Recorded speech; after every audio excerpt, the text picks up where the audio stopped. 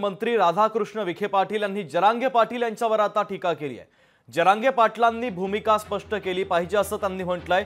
सरकार बदनाम करण्यामध्ये जरांगेंचा सहभाग आहे असं राधाकृष्ण विखे पाटील म्हणतात।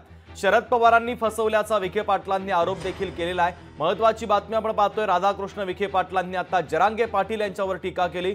जरांगे पाटलांनी भूमिका स्पष्ट केली पाहिजे आणि सरकार बदनाम करण्यामध्ये जरांगे पाटलांचा सहभाग असल्याचं मंत्री राधाकृष्ण विखे पाटील म्हणतात। तर शरद पवारांनी फसवल्याचा विखे पाटलांनी आरोपही केलेला आहे। माझी पहिल्या दिवसापासून तीच मागणी आहे। 4 वेळा मुख्यमंत्री राहिले पवार साहेब, या आरक्षणाबद्दल का बोलत नाही? कारण तुम्हाला एक तर तुमची भूमिका दुटप्पी असली पाहिजे। लोकांना तुम्ही किती काळ फसवणार आहात? म्हणून जरांगे पाटलांच्या आंदोलनाबद्दल मला काही बोलायचं नाही, परंतु त्यांनी आता भूमिका स्पष्ट केली पाहिजे। नाहीतर केवळ फक्त सरकारला बदनाम करण्याचे जे षडयंत्र आहे त्याच्यात त्यांचा सहभाग आहे असं म्हणता येईल।